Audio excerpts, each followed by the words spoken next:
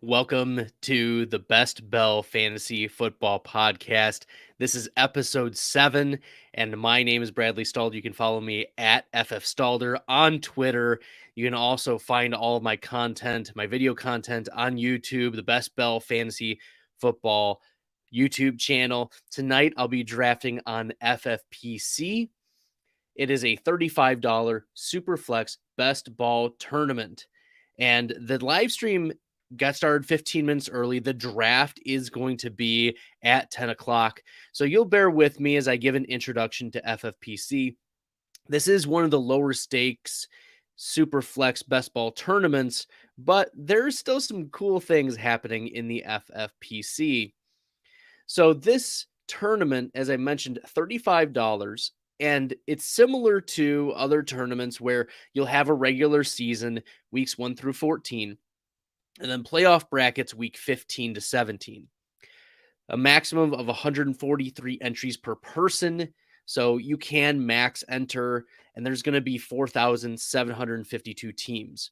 So this is a smaller sized tournament, which means that I can be aggressive with attacking those stacks. I don't think I need to be super unique because, there's only going to be 4,800. I'm not in a DraftKings DraftKings tournament where there's almost 900,000 people, or Underdog has like 450,000 entrants in their Best Ball Mania 3, at least at capacity.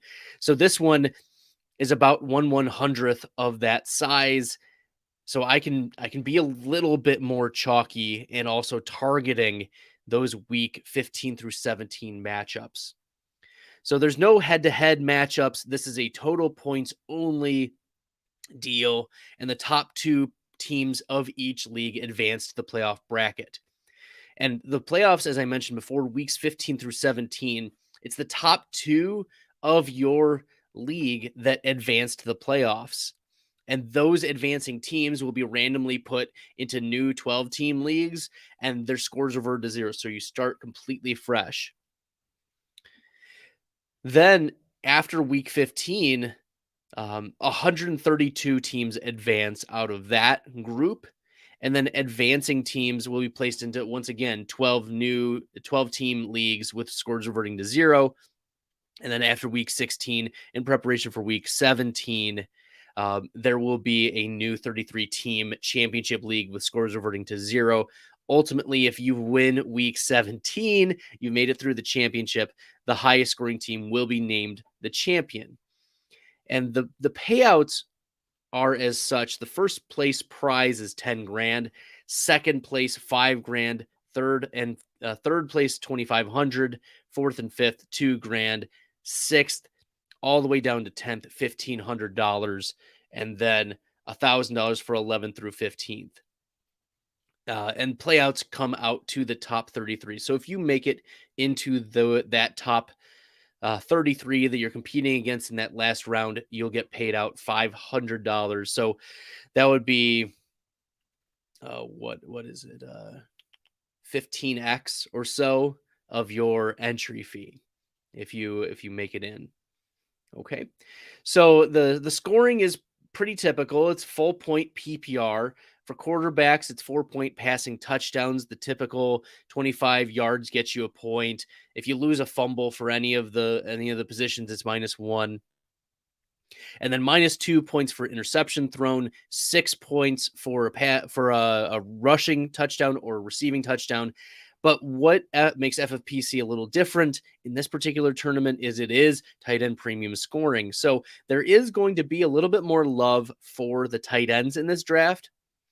And you have to keep that in mind, but this is Superflex. And in my experience of the Superflex leagues, no matter what, you're going to want to have your quarterbacks in these leagues. I don't care how much like your tight end is going to get bumped up. Really, the difference it's making for the tight ends, it's going to make a difference for Travis Kelce and Mark Andrews, and minimal gains unless you get lucky for another tight end. Like, we want to project that Kyle Pitts is going to do really well this year. We just don't know. There's risk there. Same with Darren Waller, right? With the arrival of Devontae Adams, there's going to be a target share competition. Devontae Adams 30+% target share. There are concerns about Darren Waller. Same thing with George Kittle. Like, he's certainly a best ball candidate. You want to be comfortable taking George Kittle, but with Brandon Ayuk and Deebo Samuel still on the team, George Kittle is risk to have a lower floor in these particular tournaments. So yeah, we're gonna get started here in about 10 minutes when the draft begins. But I also wanted to point out a few other things that in Superflex, this particular tournament, right, we'll see that the ADPs for quarterbacks are higher, but I wonder how efficient they are. If you're going to be really scrambling for your quarterback too, that's going to be a problem. So I do want to be aggressive in targeting at least my top 2 quarterbacks in this draft. We'll see what comes back around to me. I have the 4th pick in this draft, but yeah, I I don't know who's going to be available to me, even at the start. In the first 4 picks of these drafts, it's typical that you see something like um, start out with Josh Allen and then Patrick Mahomes and Justin Herbert and Lamar Jackson. So we'll see who comes to me. I'm going to be comfortable taking almost all of those players. And it also looks like, looking at the ADPs, I'm not going to share that page. I am going to share the draft board so you can walk along with me and see who gets drafted where. And I'll also put I have put the YouTube clip in the chat. So there we go. Copy and paste.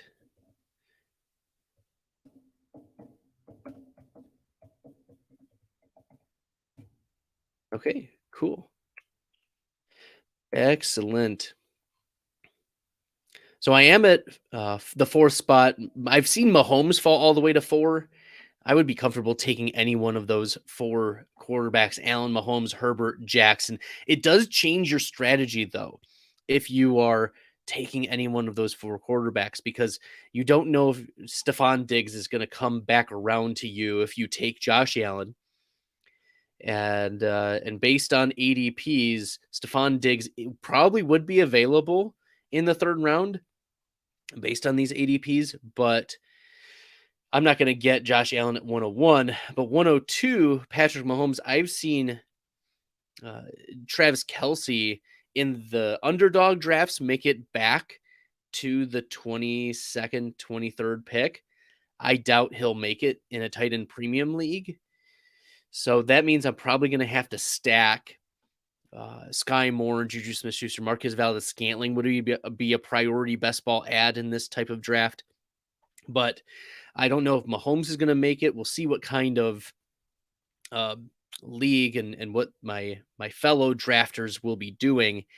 Justin Herbert, there's going to be some chalky Chargers that you want to take if you have Herbert. I don't think that Austin Eckler would come back to me, but he is going ADP 20th. So maybe he would come back. And then Lamar Jackson, the only stackable piece with Lamar Jackson is Mark Andrews.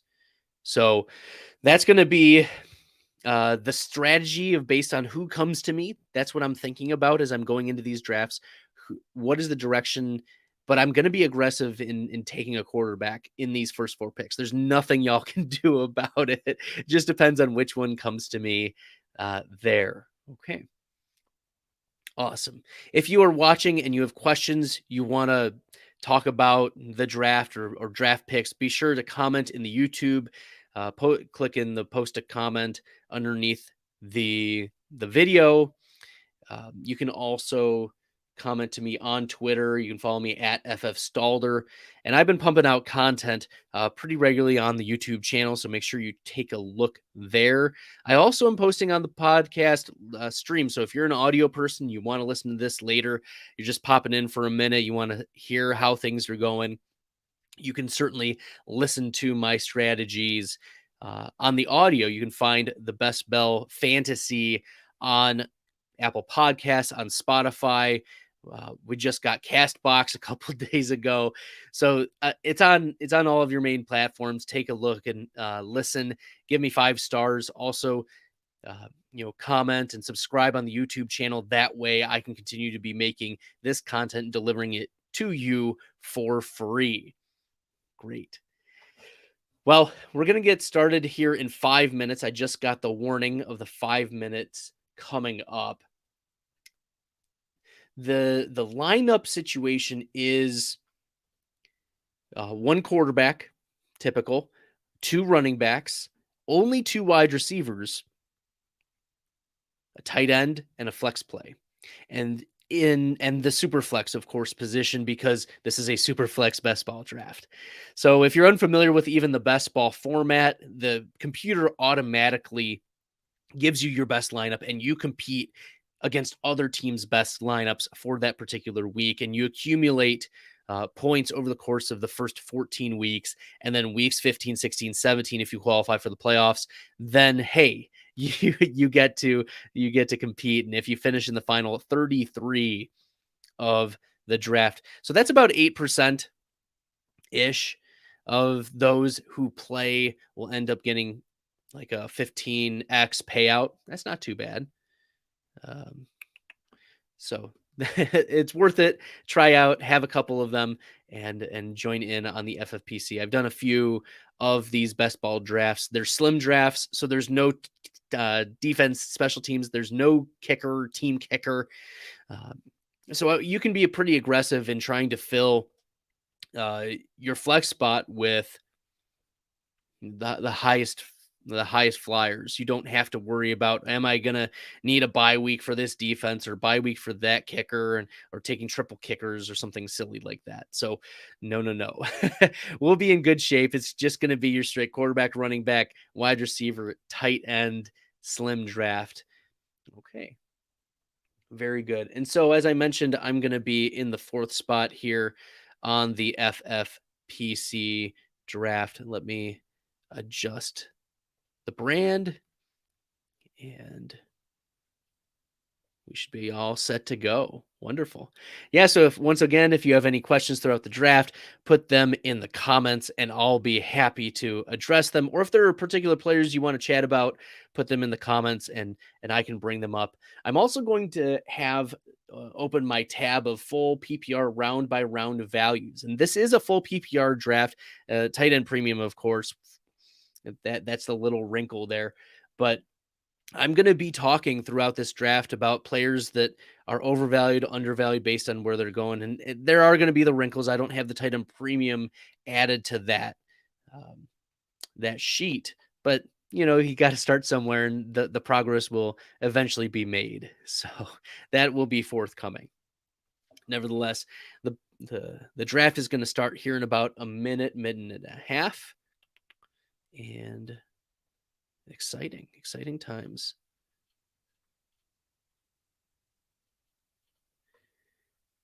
Cool.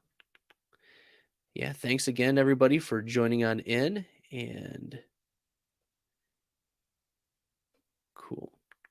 I'm just moving around some tabs so that we're all set. It's my first FFPC that I'm drafting on this particular YouTube channel, so bear with me as I adjust. But the first 4 of ADP: Josh Allen, Patrick Mahomes, Justin Herbert, Lamar Jackson.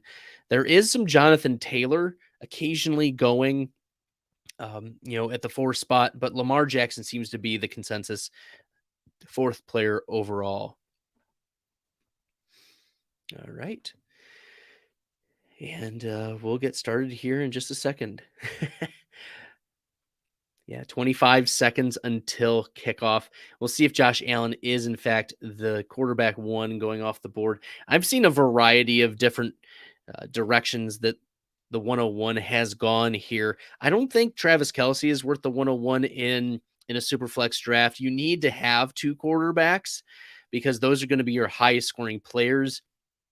But we'll see what wrinkles this draft room is going to bring us Yes. And the first pick um, selected is Josh Allen. He goes 101, not a surprise. 102, Justin Herbert goes off the board ahead of Patrick Mahomes. And now Lamar Jackson is staring right at me. I said I'm going to take quarterback. I'm going to go Lamar Jackson, drafting Lamar Jackson. That was a no-brainer for me. I love Lamar. I think that he was held down last year by the injury bug, but also by the COVID list. We forget that he got COVID not once, but twice. He was placed on the COVID list numerous times. And the Ravens were the seventh pass heaviest team in the NFL last season. I think that they do go back down, especially in light of the trade of Hollywood Brown. I don't have a lot of confidence with Rashad Bateman stepping into a 26% target share. But now we've seen I think it's wheels up for Mark Andrews. So Josh Allen, Justin Herbert, Patrick Mahomes, Lamar Jackson, Kyler Murray goes off at the 5, and now Joe Burrow goes off at 6. Jonathan Taylor has now fallen to at least the 7th pick, and he is selected at 7. Yeah, that's about right for Jonathan Taylor in the Superflex drafts that I've been in.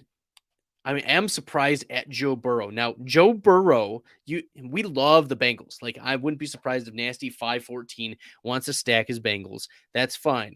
I really love T. Higgins and I love Jamar Chase, but the issue with the Bengals is that Joe Burrow is not a mobile quarterback. And so his ceiling is going to take mammoth games, mammoth passing games for him to return value to you. Looking last year, he was getting 22 fantasy points at like 27% of the time.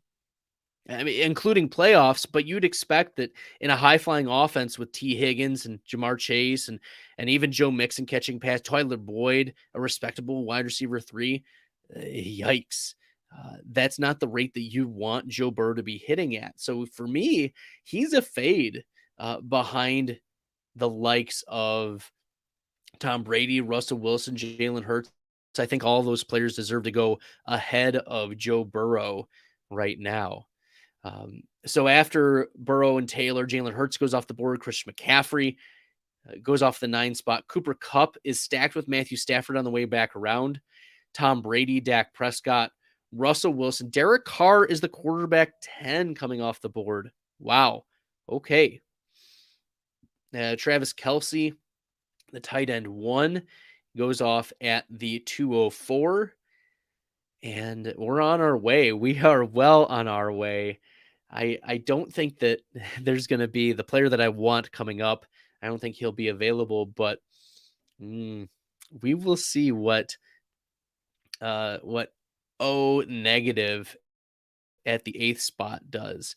He selects Mark Andrews. There goes my stack, though. My only stack. You couldn't wait. Mark Andrews goes off at the tight end too. So I think I'm going to wait a long time for my tight end now. I'm also not afraid to draft Lamar Jackson naked. Okay.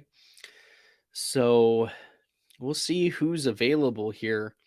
I am worried about Aaron Rodgers just because they run such a slow offense. They probably will be pass heavy, but missing Devontae Adams, that's a big piece. So, oh man, do I snipe at this spot? I don't know. There's a possible snipe situation coming up soon. But we'll see who 514 BBSF selects. 20 seconds left on the clock. It is a 60-second timer for the these FFPC drafts that you'll do here at 10 o'clock p.m. Eastern. Okay. Yeah, if you want to put some comments in the YouTube chat, please let me know if you want to talk any particular player. And it looks like Trey Lance goes off the board. Did I talk myself out of Aaron Rodgers? Mm, oh, the Packer homer in me is so against that. But there aren't really a lot of stackable pieces other than Aaron Jones. And he has a week 14 bye. Yikes. At least that's not in the playoffs. All right, Aaron Rodgers is it. Aaron Rodgers, it is at the quarterback 14 right now.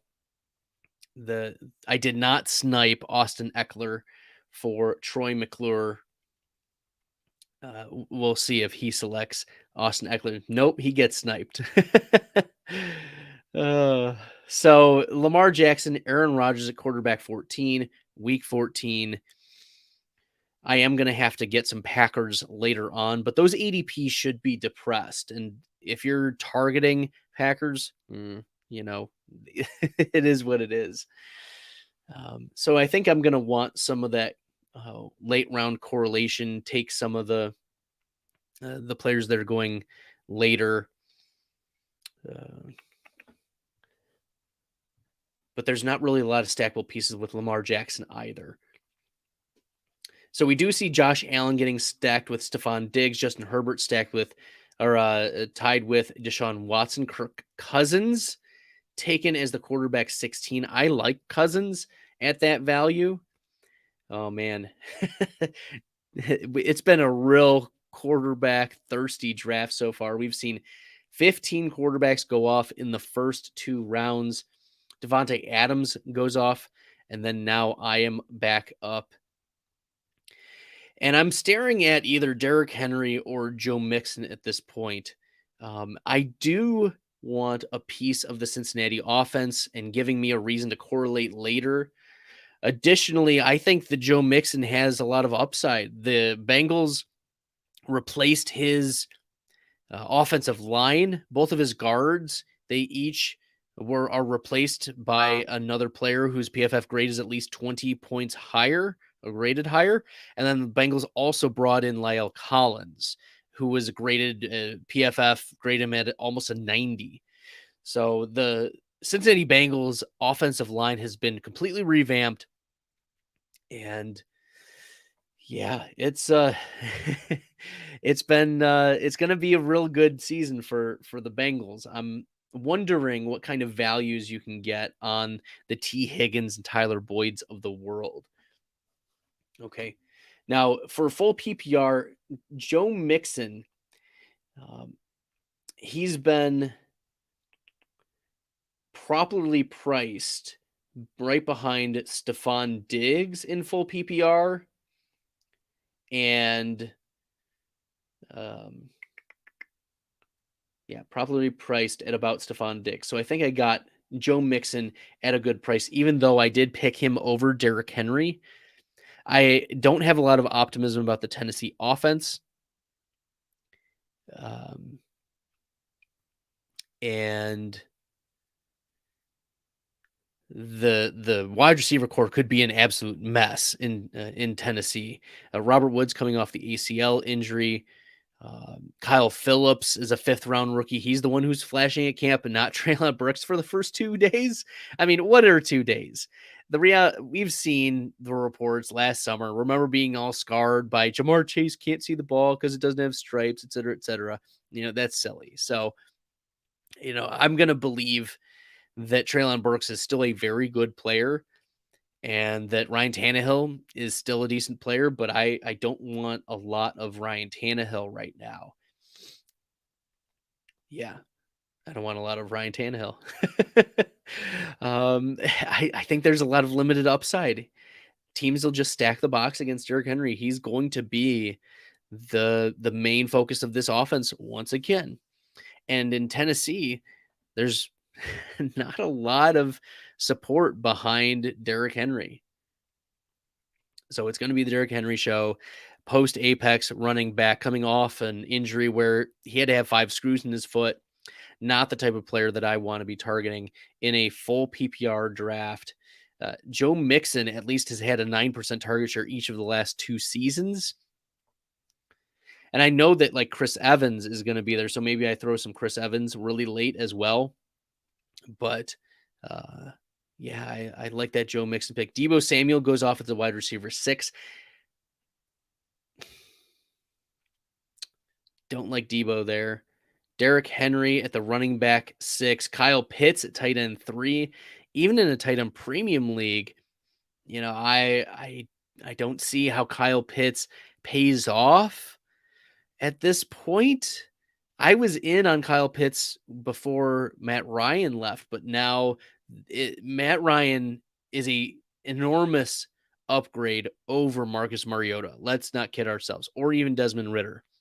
I think those two players are going to be professional quarterbacks, but um, they're not going to be able to sustain Kyle Pitts and Drake London. I don't think Bryan Edwards is going to be a thing, so don't worry about that. CeeDee Lamb goes off at the wide receiver 7, Dalvin Cook at the running back 7 in the 3rd round to be paired with Christian McCaffrey. There are 2 teams so far who don't have a single quarterback through 3 rounds, and that's Team 7 and Team 9. I don't see how those teams can make big moves. Like, you need elite quarterbacks in these tournaments. You need them. I don't see how it works out for you if you don't have the high scoring players. Quarterbacks tend to score the most amount of points. I know it's full PPR, but still, it's going to be difficult for you to replace those quarterbacks. And at least bye weeks at this point. So like, I wouldn't pick Justin Fields even if he came to me right here, and he doesn't. But Javonte Williams, Alvin Kamara are right here, and I'm on the clock and looking at who's best priced, and it's probably going to be Alvin Kamara. I'm also looking at did Fournette go off? Fournette did go off there. Mike Evans is not there, but Mike Evans probably would come back around unless I missed Evans. No. So I'll probably go with Alvin Kamara here. Getting Kamara in the 4th round, that's a risk, but at the same time, like, his timeline has been pushed and pushed and pushed, and I wouldn't be surprised if he isn't disciplined till 2023, if he's disciplined at all. And of course, now I get sniped on Aaron Jones. Like, okay. Like, I have Alvin Kamara significantly ahead of Aaron Jones. Aaron Jones should be probably 1, 2, 3, 4, 5, 6 picks behind Alvin Kamara, and he was the next pick. So, I feel kind of bad about getting sniped there. I thought that, maybe he would come back around, but there are some wide receiver values that I want to hit on. Hopefully, the other teams don't get them, or they're not watching. Yeah, so there we go. I'm liking how my team is turning out so far. I've got 2 pass catching running backs. I've got my 2 quarterbacks, and Mike Evans goes off the board. So Javonte, AJ Brown, Ryan Tannehill still available. Javonte off the board. And AJ Brown is a consideration here, but also looking at T. Higgins. I think T. Higgins is the better pick here to correlate with my Cincinnati. And there we go. So I've got the Joe Mixon, T. Higgins correlation. And Alvin Kamara and Aaron Rodgers are out that week 14. So I do have to be cognizant of weeks 10 and 14. Also because Lamar Jackson is out. So that's going to be kind of brutal.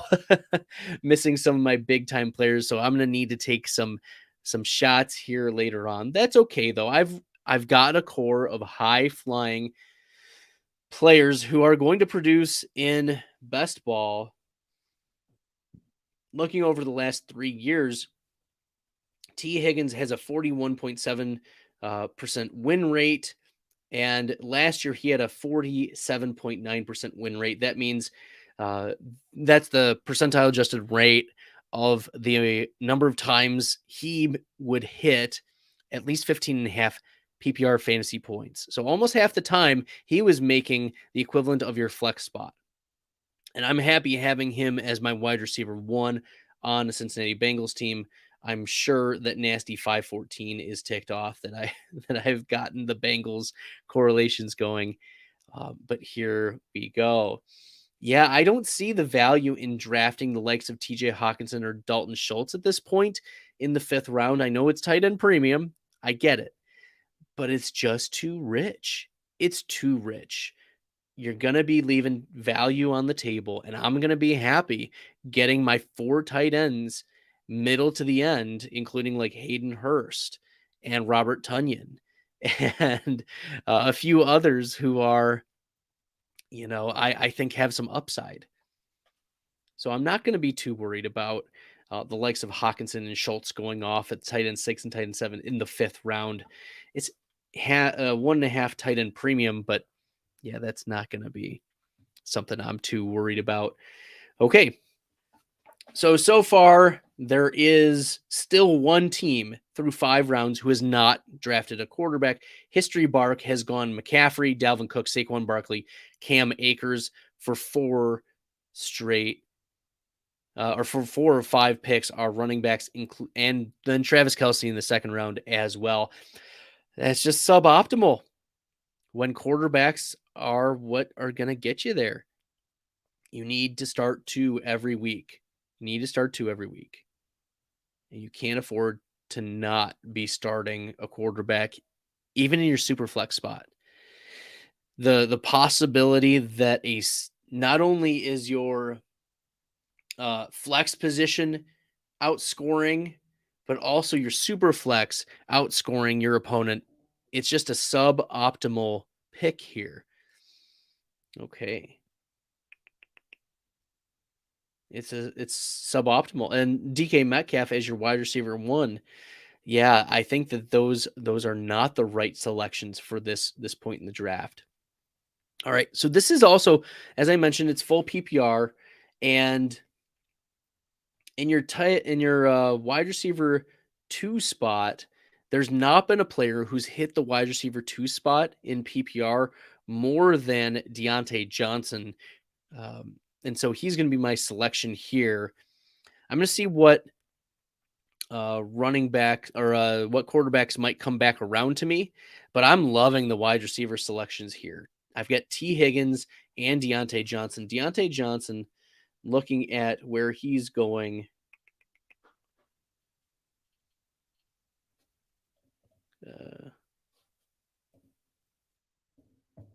Deontay Johnson, he should be like around the Jalen Waddles, Cam Akers of the world, and instead, he's being drafted around the Marquise Browns. And Jerry Jeudy, I made a video a couple yesterday about how Jerry Jeudy is arguably the worst pick in the first 4 rounds of your drafters draft. And even here, wide receiver 14, that's extremely suboptimal. Over the last 3 seasons, Jerry Jeudy has a 7.5% adjusted rate of making your best ball lineups of 15.5 fantasy points or more. It's not going to happen. So that's no bueno. Yeah, it's not going to happen. Jerry Jeudy returning on wide receiver 14, extremely suboptimal. And I think spot 12, Mo, he's gone 3 quarterbacks in the first 4 rounds. And then Nick Chubb, who doesn't have PPR upside. Antonio Gibson doesn't have PPR upside. Jerry Jeudy, extremely suboptimal pick, despite the stack with Russell Wilson. Yeah, I'm looking here, and there's still some really good wide receiver values. There's DJ Moore still available. There's Terry McLaurin, and looking at where my picks are, DJ Moore is still there.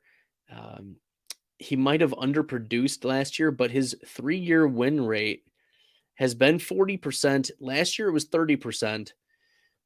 But still, looking at what Terry McLaurin did last year, I'd rather have DJ Moore right now. And maybe that'll open me up to take like a Matt Corral super late. I don't know about Sam Darnold, but I do like DJ Moore as my wide receiver 3 here. I mean, it's only start 2 wide receivers, so having DJ Moore pop into your flex spot, I like that a lot. I like that a lot. Yeah, I'm willing to let other people take these mediocre quarterbacks and bring all the rest of the values to me. Like getting 4 quarterbacks in the first 7 rounds, once again, suboptimal. So nasty 514. It's not working out. Jamar Chase might be a nice stack with Joe Burrow, but I have the other pieces of the Cincinnati offense. Still, History Bark doesn't have a quarterback, and we're 27 quarterbacks in. Yikes. Yeah, this is a fun draft. I'm liking how things are turning out so far. He finally does draft Carson Wentz at quarterback 28. And Wentz does not stack with anybody. Yikes. I'm still kind of ticked about that that Alvin Kamara Aaron Jones thing, because I was thinking that Aaron Jones would come back around and I could just ignore the running back position for a long time. But here we are, nevertheless. Okay.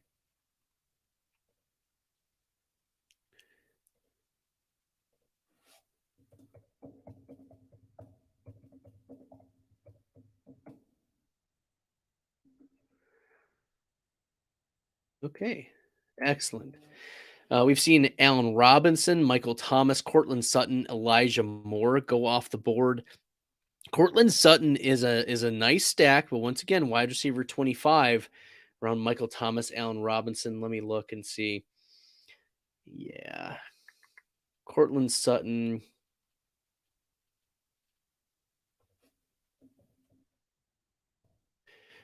Yeah, going around that same spot. That's fine. Looking at who else is still left on the board, ADP wise, DeAndre Hopkins, he might be back. That would be an interesting pick.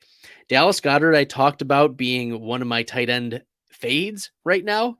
Early this offseason, I was all in on Dallas Goedert. Goddard, you got to get him 28% target share since Zach Ertz had left. He averaged 28%, and like 5 of his 8 games or 6 of his 9 games were 28% or higher. It was pretty massive.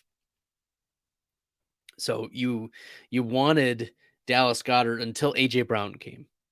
AJ Brown's 25% target share really does nerf the touchdowns and the target share that Dallas Goedert was going to have. So I feel bad for all the Dallas Goedert drafting that I had been doing earlier, but you win some, you lose some. But if AJ Brown struggles with injury, it's going to be Goedert in those PPR situations. Okay, cool. I wonder if the Kyler Murray drafter is going to want to take DeAndre Hopkins at this point. It seems about right. His ADP is 71.4, although you lose, you guaranteed to lose Hopkins for 6 games, and he wasn't looking great earlier. So we'll see. Yeah, I don't want Kenneth Walker. I don't want Zach Ertz. Probably AJ Dillon might be a consideration here. Let me look at where Dillon is. Yeah, that's a little early for AJ Dillon. Brandon Cooks went off the board. Thielen looks like a good pick here. I like Thielen. And then I've got 4 wide receivers in full PPR. Adam Thielen has been an absolute monster. And I know that I probably took him a little earlier, but his ADP on drafters.com, for instance, is higher than AJ Dillon. So I feel like I made the right selection there. Adam Thielen, yeah, he should be more of like pick 53 to 57 if you were just going by non-tight end premium regular one quarterback leagues. So I like what I'm getting there in Adam Thielen.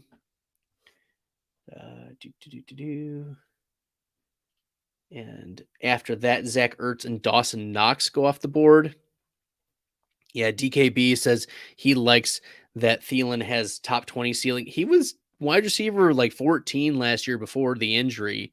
So, I'm big on Thielen. I think the Minnesota Vikings offense takes a step forward with O'Connell. The Rams last year or the last 2 years have been the second highest game script adjusted or neutral game script adjusted pass heavy offenses. For reference, the Vikings have been 11th, and I've been talking up the Vikings offense. I want some pieces of that. I'm kind of kicking myself that I took Aaron Rodgers over Kirk Cousins and haven't been able to get much of Green Bay, but I do need some additional play here. So let's get some correlation going. I'm hoping that there is one player that I'd like at this spot, and we'll see if we get him.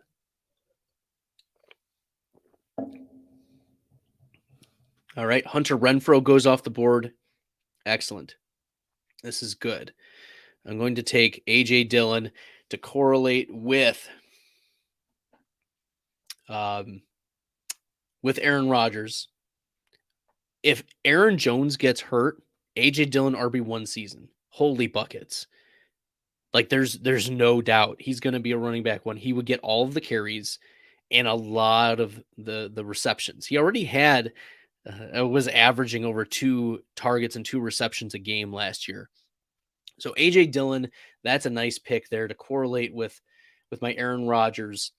I felt kind of bad getting sniped there, as I mentioned before on Aaron Jones, but coming back round 9 AJ Dillon instead of round 4 Aaron Jones, I like that. Okay, so Brandon Ayuk goes off the board, and yeah, we'll see what tight ends. I know I haven't filled in my tight end spot, but as I mentioned before, like the Lamar Jackson, Mark Andrews didn't come back to me. Aaron Rodgers, I'd probably take Robert Tonyan super late. So wherever Tonyan is, he's going at like 146. So we're talking like the 12th round, 13th round. Whereas Tonyan, yeah, it's going to be interesting how he recovers from his ACL injury that he, had to deal with. But Tunion's win rate has only been 5.1%. When he hits super hard. And like in a tournament, you want players who will hit like that. But, I don't know if he's worth a 14th, 15th round pick for me. We'll see where, the chips fall or if there are other values that fall. But right now Ken Walker goes off at 26. It's interesting. Now the names have shifted. If you notice, he was Kenneth Walker at the draft and Kenneth Walker on a lot of sites. But now he is Ken Walker.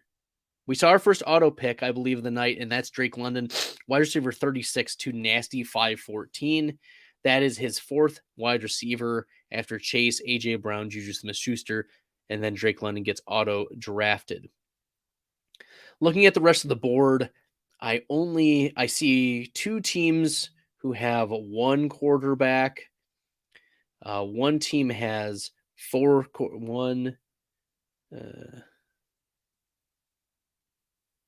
one team has 4 quarterbacks. The rest have 3 quarterbacks except me.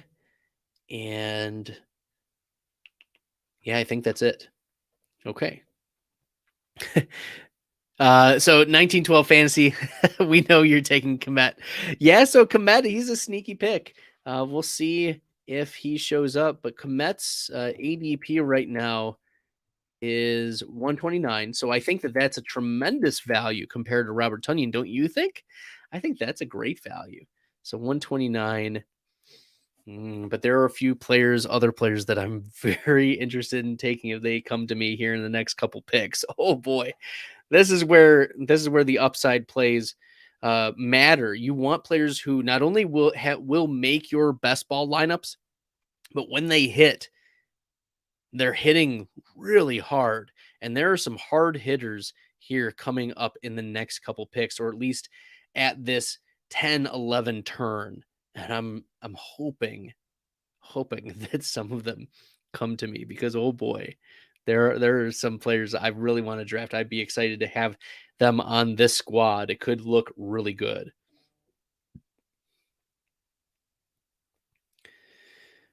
Okay. Okay, so DKB offers a little anecdote here.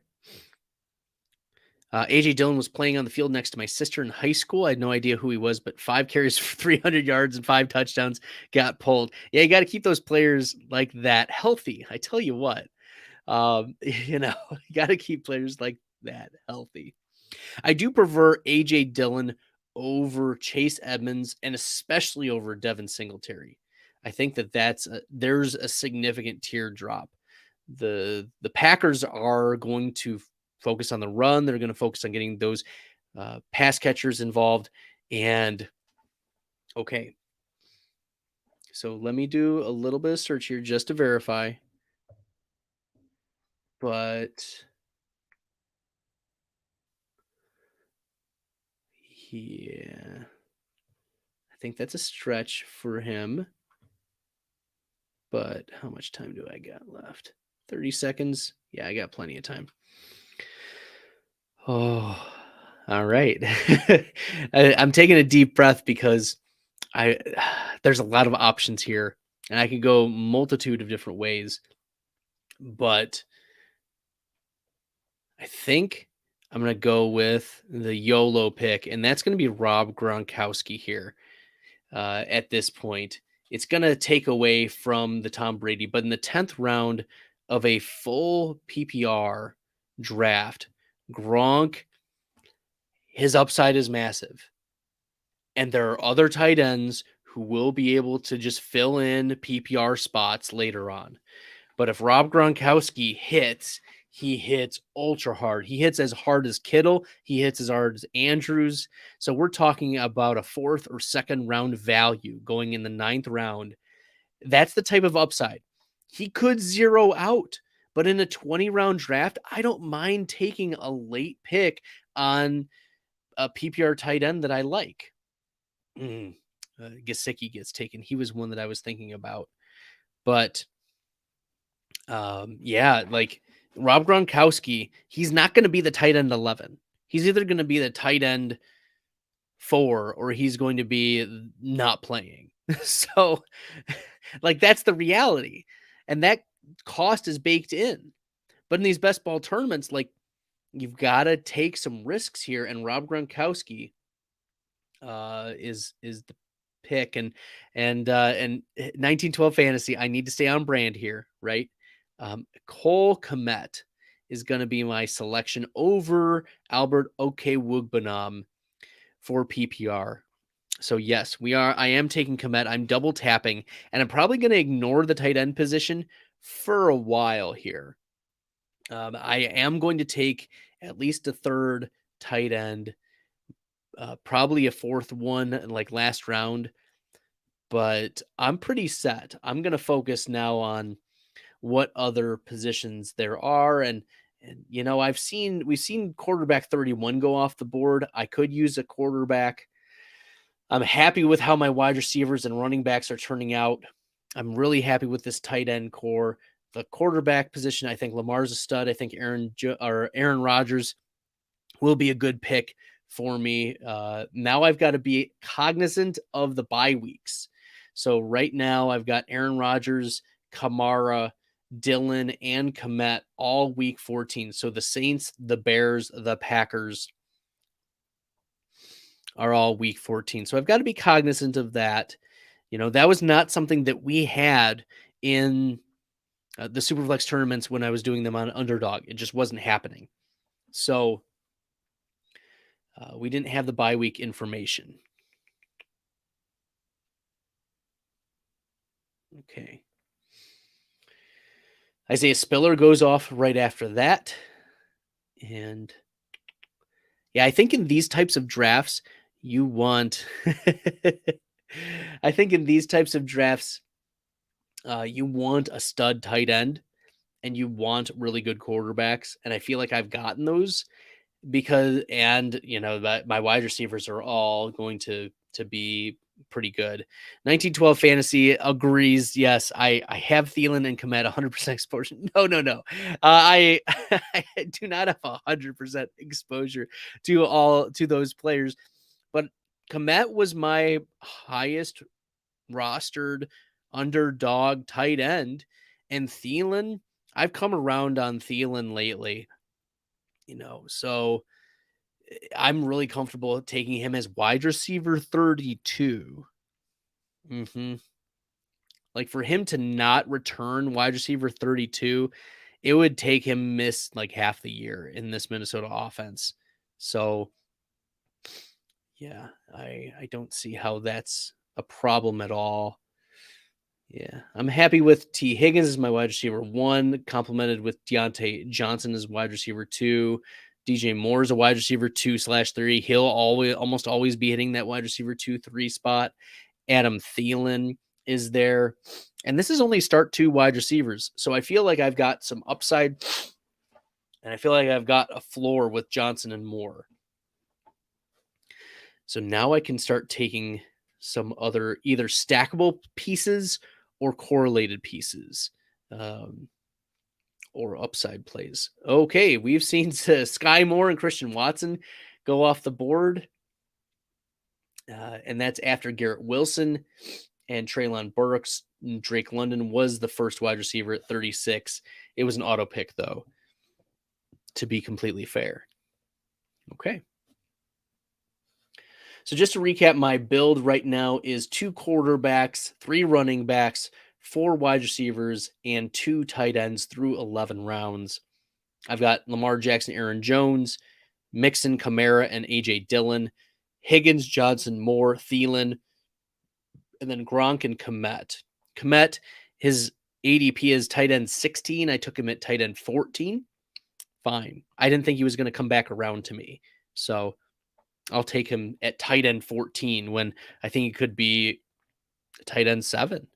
Look at what the Bears have done. It's going to be a very concentrated offense. It's going to run through Darnell Mooney, and it's going to run through Cole Kmet and David Montgomery. Like, there's no one else that Justin Field is going to give the ball to. So, yeah, Byron Pringle is not going to be a thing. Sorry. Okay.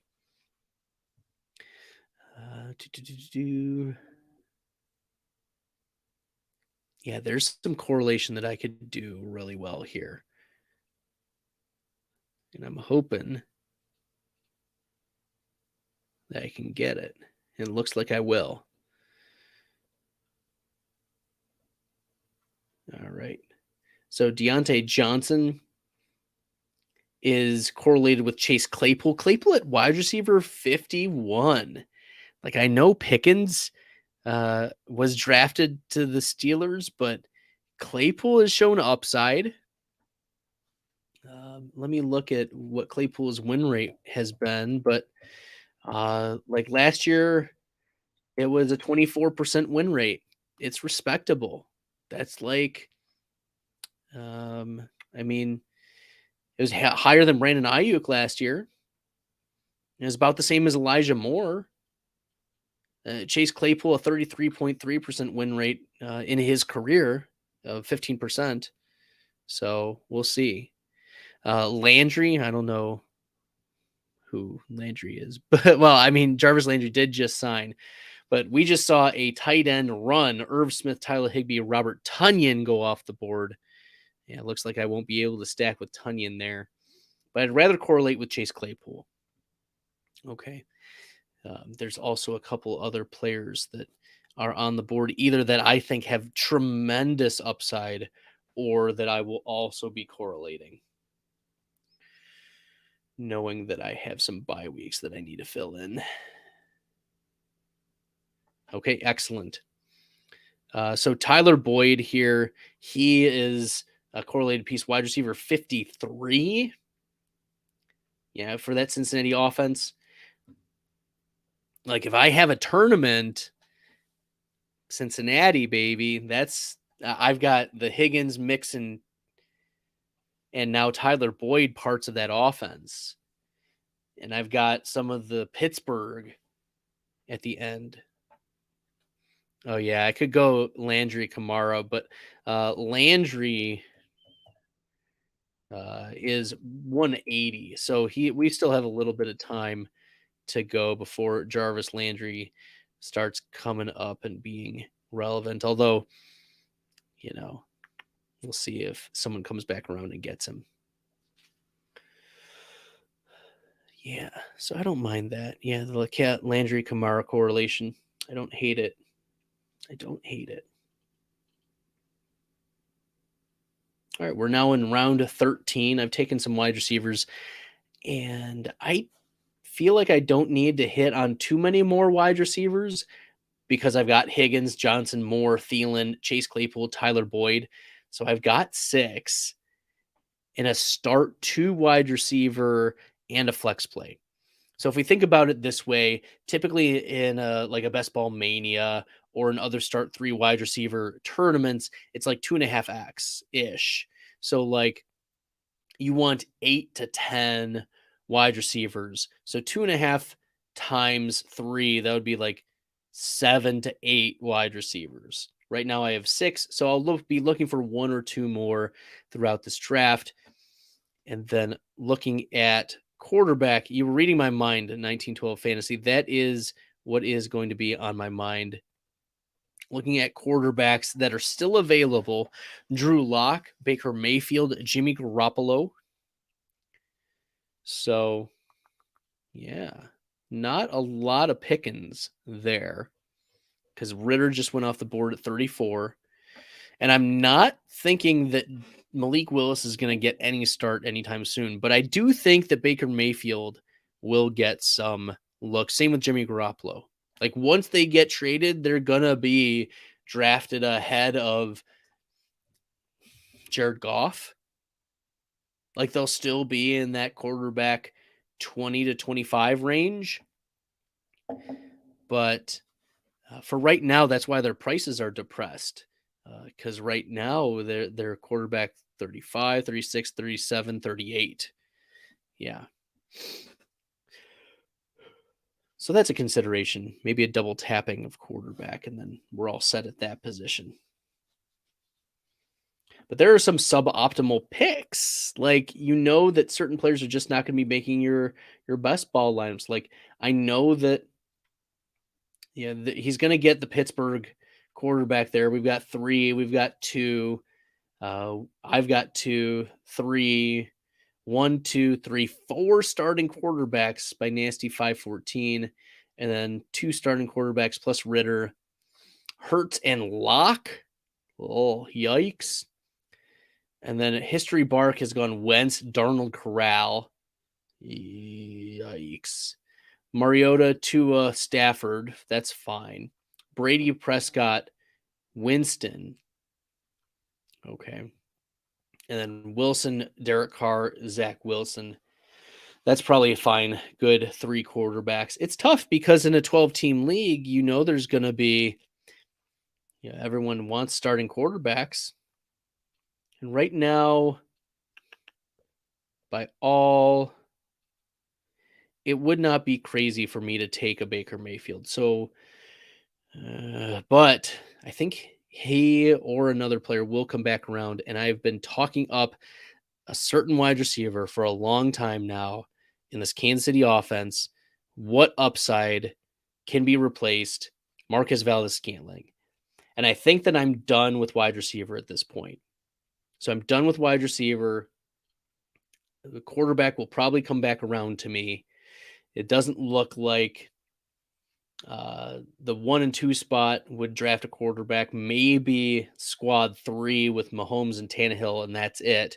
But other than that, I'm not going to be too worried about quarterback here. Yeah, someone is just taking he's taking four tight ends. Like, holy guacamole. Okay, that's just how it's going to be, I guess.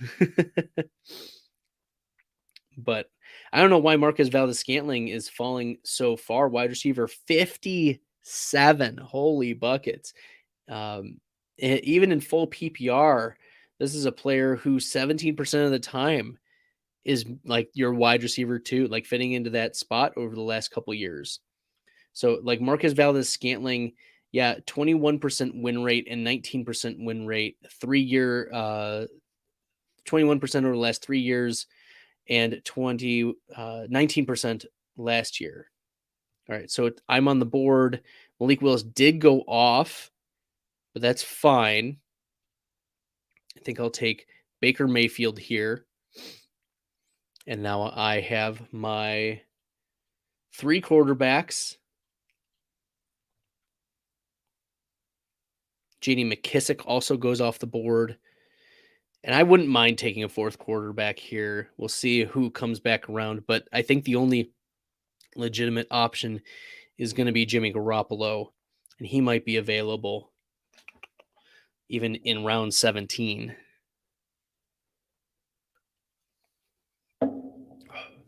Okay.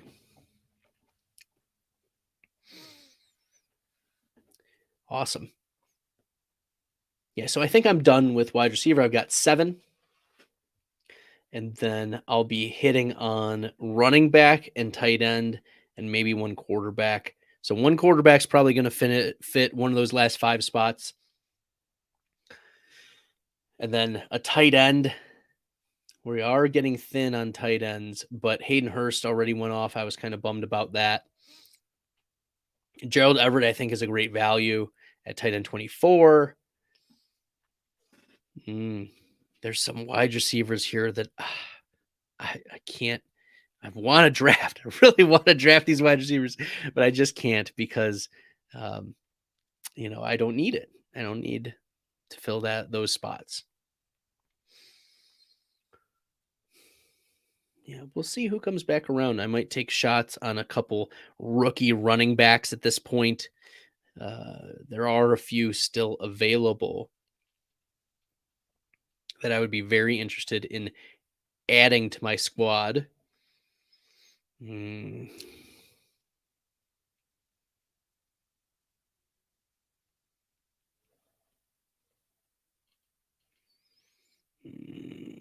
Maybe there's a wide receiver late that I want. I was just talking him up on Twitter. I know I get caught up in my takes, but it is what it is. Did Jamison Crowder or Jarvis Landry go off? Yes, he did at wide receiver 58, ahead of Marquez Valdez-Scantling. Comparing Landry to MVS, so I said Landry was like a 21, or MVS was a 21 and 19% best ball win rate player. Landry has been at 27% over the last 3 years, but only 17% last season. So he didn't have that great of a year. He was worse, in my opinion, than Marquez Valdez-Scantling, because Scantling at least accessed the 20-plus PPR points. Jarvis Landry wasn't getting there. When he was hitting, it was more as a wide receiver 3 or barely a flex play. So I don't know what he has left in the tank. He's a post-Apex wide receiver moving teams via free agency. It's not like the New Orleans Saints gave up draft capital to go get Jarvis Landry, and you talk about teams putting money where their mouth is. They also put assets where their mouth is. Like they're willing to give additional support. And Jimmy Garoppolo does go off there at quarterback 38. I'm kind of bummed, but yeah, we'll see what other quarterbacks. I mean, Tyler Huntley might have to be a consideration here. Teddy Bridgewater, Geno Smith, maybe Geno Smith. Hmm. Hmm. I mean, Geno Smith is probably probably going to be the one over. He's probably going to win the job over Drew Lock, I think. Okay. Yes, I've got plenty of time though. 45 seconds. See what other running backs are available to me.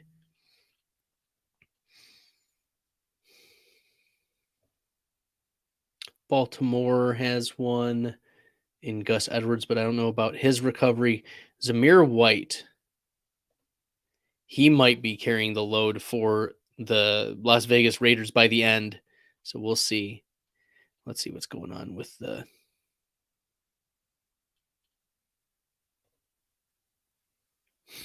Aaron Jones, not 6 picks behind Kamara.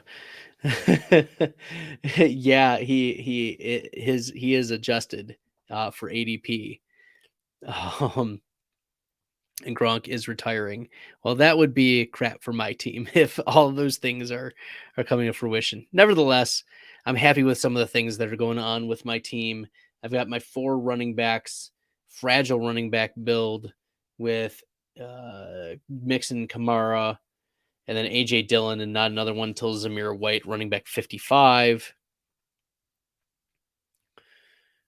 Yeah, let's take a look at some of the tight ends that are still available.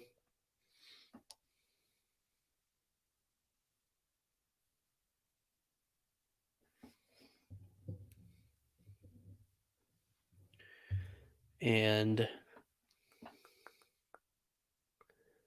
yeah, I don't know if I want to take a tight end right there. Probably running back.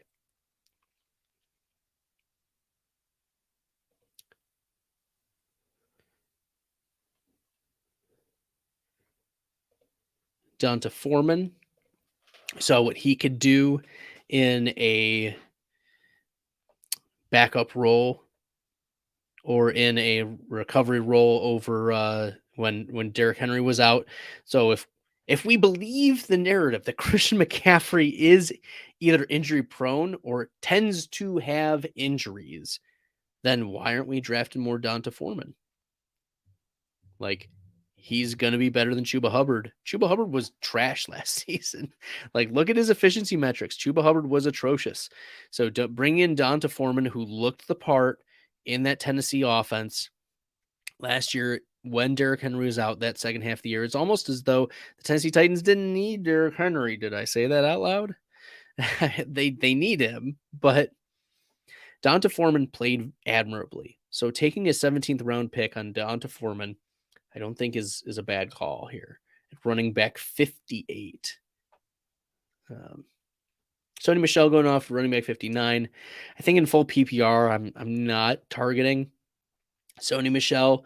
Ricky Seals Jones goes off tight end 31. I was thinking about Seals Jones at that point, but yeah, some other tight ends that maybe I could go after. Yeah, Hurst is gone. Not really interested in a lot of other tight ends. I mean, Troutman is there. Troutman might be a good pick. He's going to be the starting tight end for an offense that, we don't know what the future of Michael Thomas is going to have. So Adam Troutman might be a pick here. His ADP is 219. I think it's a fine last round pick. Things are going slower, not because people are auto picking, but because, we're looking through and deciding who is going to be where. And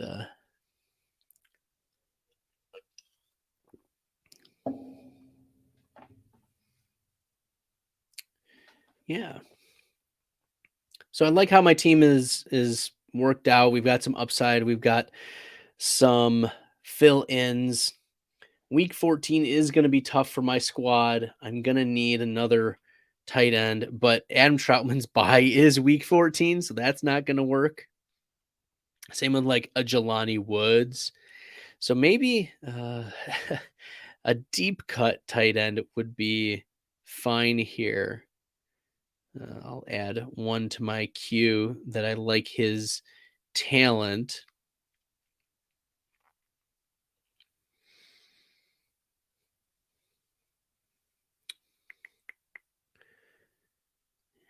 Yeah. I think I'll take that tight end really late.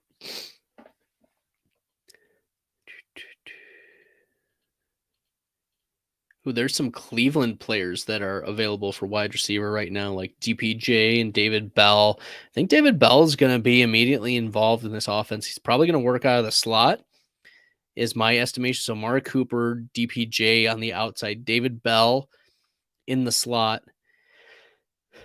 Yeah, I don't think but I'm not looking at wide receivers. I need to stop looking at wide receivers. Yeah.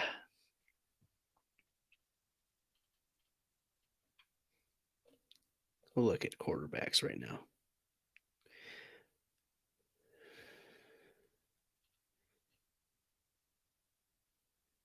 Yeah, Jonnu did not go yet, but I'm going to go with Harrison Bryant here.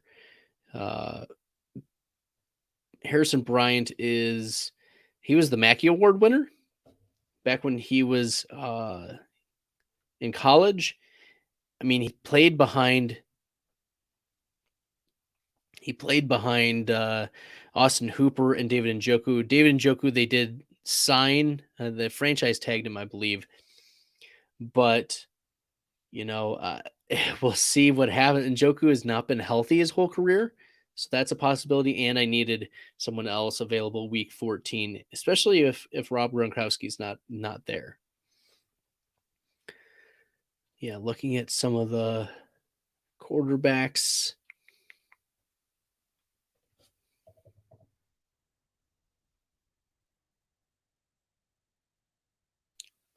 There's a quarterback that I'm going to take that we'll see if he can do anything for me, and I think he'll be available. Okay. Yeah, coming back around. No, not Brissett. I don't think I want Brissett, because if Brissett is playing, it's really within the range of outcomes that someone's going to take him. And no, I wanted someone that would diversify my portfolio and is the backup. So we're going to draft Tyrod Taylor. Yeah, Tyrod Taylor, quarterback 41. Daniel Jones has not stayed healthy. And, we'll see if, but when Tyrod Taylor's been out there, he's at least been around a quarterback too for me, for anybody who's played him. So, Tyrod Taylor, he's not going to turn the ball over. I don't have a lot of correlation with him, but maybe that's, a unique piece enough for me to be okay with taking that late stab. So there are some questions in this tournament, but we'll get some clarity. I'm very happy with how I started out and then just taking a couple shots later. So I'm all set at quarterback. I'm all set at wide receiver. Running back or tight end is going to be the question for the 20th round. Looking at running back, there are some running backs out there that are of PPR interest to me. But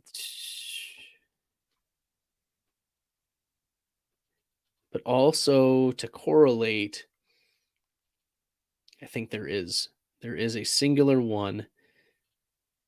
Oh, did he go off? No, he didn't. I don't think he did. Okay, good. There we go. Let's add that player. I don't think he'll go off. It's going to be a last round consideration, and he will correlate. Oh, yes. I'm so excited for that. Okay. Yeah, I don't think anyone's going to take this particular player. I won't say it until it's my pick, just in case someone is watching to snipe me. Yeah, late round darts. Let me tell you, this one is a late round dart, and it went off. Are you kidding? Are you kidding? No. Chris Evans, running back 69. He was going to be my correlated running back with Joe Mixon. That stinks. That really stinks. Yikes. Okay. Now I've got to look and see. Are there any other? Wandell Robinson goes off. Oh man, there's some real good values at wide receiver still out there, but you got to take some picks and nope, this will correlate. Okay. So Billy and I were talking at the previous podcast about how Josh Jacobs' 5th-year option was declined and how Zamir White was an interesting pick in the 4th round for the Raiders. In PPR, if Josh Jacobs, and Billy talked about this in the pod, Josh Jacobs is a trade candidate mid-season if a team really needs a running back. If that's the case, it's going to be the Kenyon Drake, Zamir White show. Holy buckets. And we've seen what Kenyon Drake can do. He's a pass-catching back in an offense that's willing to pass the ball to its running backs. It's not going to be Brandon Bolden. It's going to be Kenyon Drake, because Brandon Bolden is 32 years old. It's going to be Kenyon Drake. So I talked myself into that correlation. It was going to be Chris Evans, but Kenyon Drake it is, running back 17 in the last round. So I finished the draft with a 4 quarterback, 1, 2, 3, 4, 5, 6 running back, 7 wide receiver, and 3 tight end draft. I'm very happy how I started. Then at the end, quarterback was getting thirsty. I don't know if I would have taken, looking at, I really don't like the quarterback values at these spots here in the 6th and 7th rounds. Like, I don't like Mac Jones or the Daniel Jones picks. They're in the 6th and 7th rounds with the like of DJ Moore and Deontay Johnson. I just don't like it. I don't think that those types of players are replaceable by those quarterbacks. That's why you want to Lamar Jackson or Aaron Rodgers. Get your quarterbacks early and then just figure out the rest of the quarterbacks later, because it's not going to be these quarterbacks who are going to be winning you weeks. Like, if your quarterbacks are dead, your team's probably dead, honestly. So there you go. Do you think the Raiders will be selling players by the trade deadline, though? They're still the worst team in their division. Like, no matter, like, Devontae Adams, he's a needle mover, but I don't think the Raiders are better than the Chiefs. I don't think the Raiders are better than the Chargers. I don't think the Raiders are better than the Denver Broncos. So no, I think that they won't be in playoff contention, and there will be teams calling about Josh Jacobs because he's a former first-round pick. He's got a couple 1,000-yard seasons under his belt. Yeah, there you go. Radio Cambodia, drafted out of the 5 spot. Let's take a look. Murray, Lance, Davis Mills. Yeah, we've got some Cardinal and 49er correlation. I like that. Brandon Cooks to stack with Davis Mills. That's nice. Rondell Moore. Yep, Trey McBride. McBride I've mentioned as a fade, but if Zach Ertz goes down, I mean, that's a possibility that Trey McBride steps up. He's the best tight end in this class, so that's not too bad of a pick. And then you've got Nico Collins, late stacking. Keontae Ingram is probably going to be the handcuff to James Conner. We've seen Conner miss time. Keontae Ingram's an interesting pick, and I love Wandell Robinson, that last round pick. That's really nice. So Radio Cambodia, I think that's nice. That's a good pick, good set of picks here. I thought that was a well-balanced team. I do like Davis Mills as your quarterback 3. It's one of my favorite picks. round 7 is a little rich for me, but this was how the draft was going, you know. So, well, I want to thank everyone for tuning in to the Best Ball Fantasy podcast. Make sure that you give a subscribe on the YouTube channel. When I put out the audio for this, make sure you give 5 stars. Love interacting with the audience. Thank you so much for the conversation back and forth. 1912 fantasy in particular. Radio Cambodia wanted Brevin Jordan.